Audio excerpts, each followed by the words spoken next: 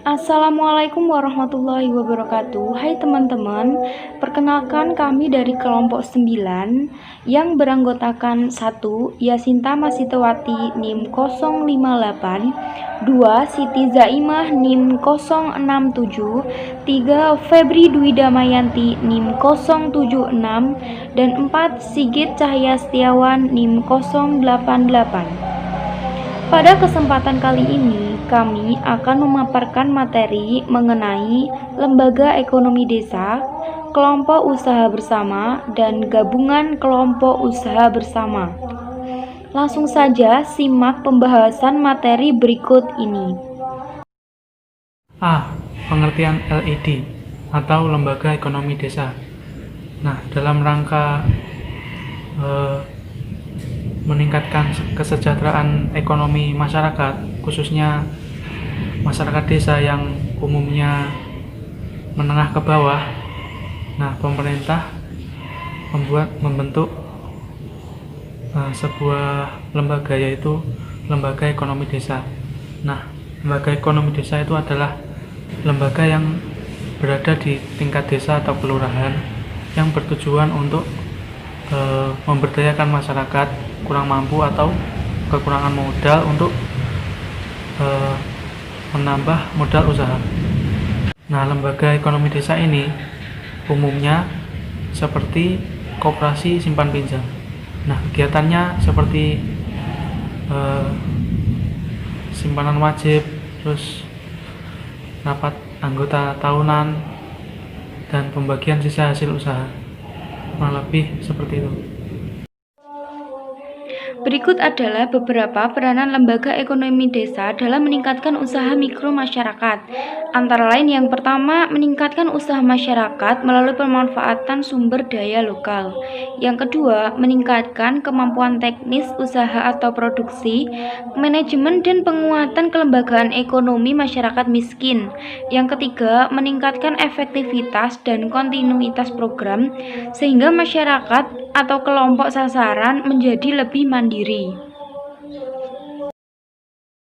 Yang ketiga yaitu sumber modal lembaga ekonomi desa. Sebagai suatu lembaga ekonomi yang berasal dari desa, maka sumber modalnya berasal dari inisiatif desa.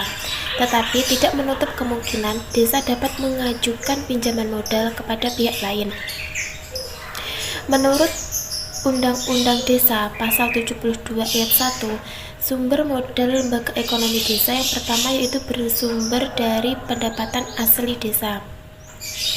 Pendapatan asli desa merupakan pendapatan yang berasal dari kewenangan desa dan hak asal-usul desa serta skala lokal desa, seperti hasil usaha dan hasil aset serta lainnya. Kedua yaitu alokasi anggaran pendapatan dan belanja negara. Alokasi APBN ini bersumber dari belanja pusat yang bertujuan untuk mengefektifkan program desa secara merata dan berkeadilan. Ketiga yaitu bagian dari hasil pajak daerah dan retribusi daerah, kabupaten atau kota.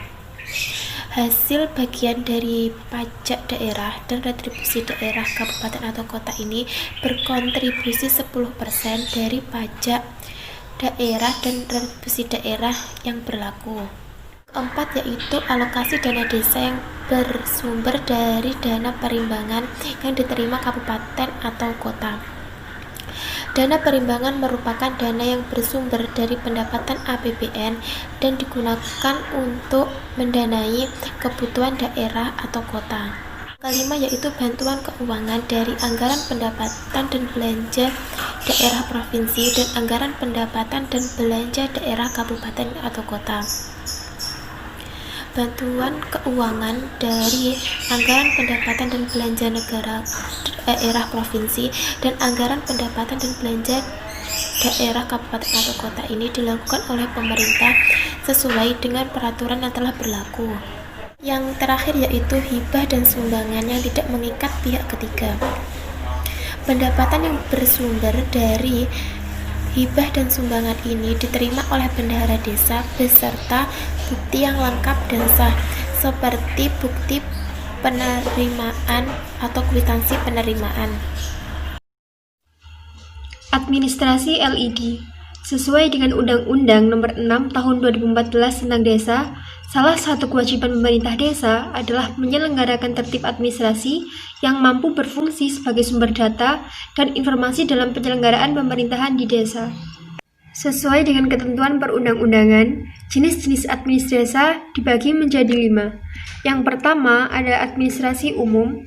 Administrasi umum adalah pencatatan data dan informasi mengenai kegiatan pemerintahan desa. Yang kedua adalah administrasi penduduk. Administrasi ini adalah kegiatan pencatatan data dan informasi mengenai kependudukan. Kemudian selanjutnya adalah administrasi keuangan. Administrasi ini adalah kegiatan pencatatan data dan informasi mengenai pengelolaan keuangan di desa. Kemudian yang keempat adalah administrasi pembangunan. Administrasi ini adalah kegiatan pencatatan data dan informasi pelaksanaan pembangunan dan pemberdayaan masyarakat. Kemudian yang terakhir adalah administrasi lainnya.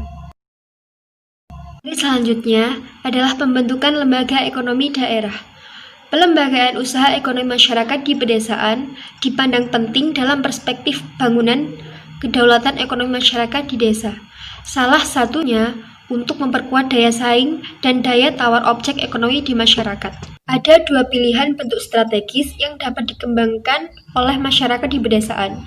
Yang pertama adalah BUMDes, yang dasar pembentukannya sendiri sudah cukup lengkap, mulai dari undang-undang, peraturan pelaksanaannya, hingga kebijakan teknis operasional seperti lahirnya UU 6 tahun 2014 tentang desa, UU 32 tahun 2014 tentang pemerintahan daerah, PP 43 tahun 2014, dan lain-lain.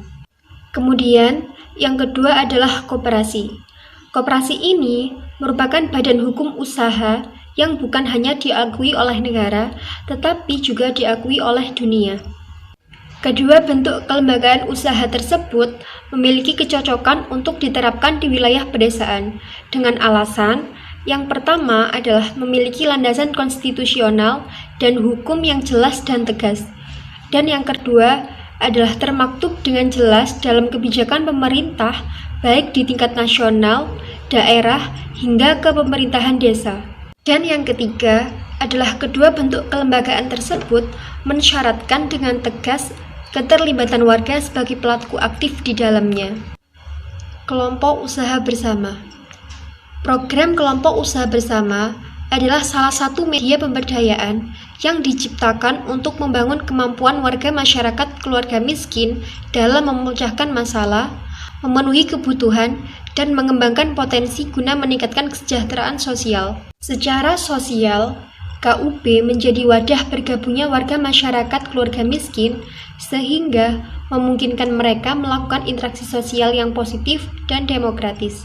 Tujuan dari program ini sendiri adalah berupaya untuk meningkatkan kualitas hidup dan kesejahteraan sosial keluarga miskin melalui program pemberdayaan dan pendayagunaan potensi serta sumber kesejahteraan sosial bagi penanggulangan kemiskinan di Indonesia.